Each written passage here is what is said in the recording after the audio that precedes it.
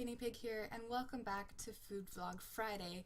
This will be the first post of the fall season, and I believe that every season brings its own challenges when you're trying to take care of yourself, and right now the transition from summer to fall has proven to be very hectic, as I'm sure it is with many of you, whether you're an adult getting back into the swing of your work schedule, or you're a parent and your child or kids are going back to school, or maybe you're a teacher, or maybe you're a student, I don't know. But there's no denying that the pace of September is much crazier than August. So while I would love for summer to last forever, it's basically gone at this point, and I can either get overwhelmed and lose track of my progress, or I can plan, prepare, and be ready to go. So today I'm just going to share with you a couple of my favorite health food hacks that'll help you, whether you have an overburdened schedule or whether your budget is very, very tight. Just a few simple ways to sneak in some extra nutrition into your week. I don't have an example for this due to a miscommunication. All the muffins that I was going to share with you today show you were eaten. No regrets. But for me, breakfast is so inconvenient. I'm always on the go. I'm up and out the door. So I need something portable and I need something healthy, but I also need something that I can make very easily. So I'm actually going to be posting in the link below the recipe from Margaret over at the Plant Philosophy. She posted a recipe for oil-free banana muffins, and depending on how you make them, because the recipe is a little versatile, you can actually make them oil-free, vegan, and gluten-free depending on what flour you use. I make a batch of these muffins every week, usually on like a Saturday morning or something. And they're fantastic. They're healthy, they're delicious, they're very, very dense. If you were to spread like almond butter or peanut butter on them, sometimes I do Nutella, which is not good, but it's fantastic.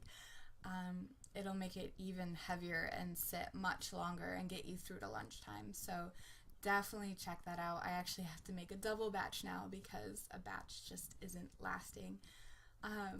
But they're delicious. It's an amazing recipe. Check it out. And in terms of making breakfast on Saturday for the week, that's called meal prepping or meal planning, where you make a huge batch of food and it'll last you throughout a week or even a month, depending on how much you do. And for me, I do the muffins and I also do potatoes. I'm actually going to eat this after the video. If you poke your potatoes, put some oil and salt on them, wrap them up in tin foil, you can throw them in a crock pot for 4 hours on high. I have found that to be incredibly convenient for me because a crock pot, you can, especially if you have one with a timer, you can just put it in and you can leave the house, you can walk away, you don't have to watch it. I would highly recommend you invest in one if you don't have one already. They can be found fairly cheaply depending on the size you get. But as far as making bulk amounts of food, a crock pot is definitely the way to go. So, I mean, that's a week's worth of potatoes and they're ready to go. They just stay in my fridge. I heat them up really quick and they come out fantastic. They're not tough, but they're not chewy, and they're really good. And I have them with frozen vegetables, and this is something I cannot recommend highly enough. Especially if you're on a tight budget or if you don't have a lot of time on your hands, get frozen vegetables. Get a ton of frozen vegetables. They'll last so much longer than fresh vegetables. The quality isn't really any less than what you'd get from fresh. Sometimes they taste better. And if you're making smoothies, either as a snack or a meal replacement or post-workout, whatever, if you're just trying to get more fruits and veggies and even protein and stuff. You can get chopped kale, you can get chopped spinach frozen, and it'll last. I always have problems with buying fresh kale, fresh spinach, and it would go bad because I couldn't eat it fast enough.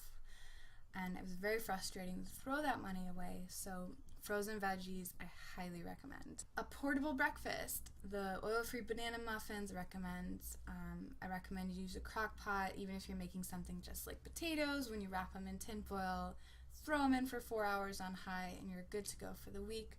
Frozen veggies. And also, my last hack that I really like is this thing. It's the Veggetti, I don't know how to pronounce it. Most people these days just call it a spiralizer.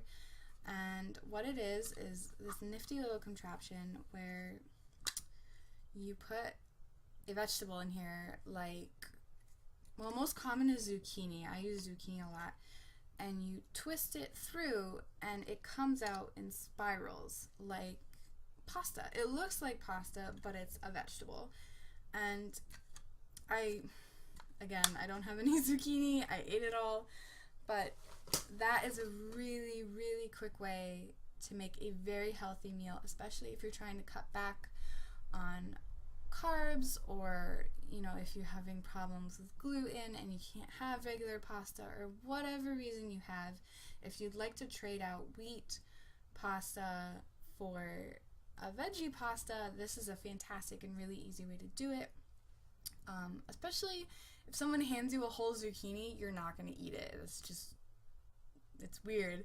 But once you spiralize the whole thing and you saute it and put some seasonings in it, maybe a little bit of sauce, you eat the whole thing and then you realize you want to eat another one. So those are just quick little hacks. They don't cost a lot of money. They're not going to take a lot of time. It's just lots of little ways that you can make becoming healthy a simpler process. And it's so overwhelming trying to change your whole life. And I understand that. I've been there. I'm there. But there are ways to take care of yourself without having to sacrifice the rest of your life and your other commitments in favor of this. There is a balance, and it is possible to find that even if you're really, really busy, even if you don't have money to throw around. So I hope those hacks help you. Again, recipe in a link below for the muffins. Please try them. They're amazing. Check out the rest of her website. I actually found the recipe for banana muffins by another link I found for her website about eating healthy on $25 a week, which I have done, and I like it. So you can check that out as well. And I'm going to go eat that potato. Alright guys, I will be back on Monday with Move Now Monday to let you know how the running app has been. And until then, have a great weekend. Enjoy these last bits of summer, and let's face fall together, okay? Take care, everyone.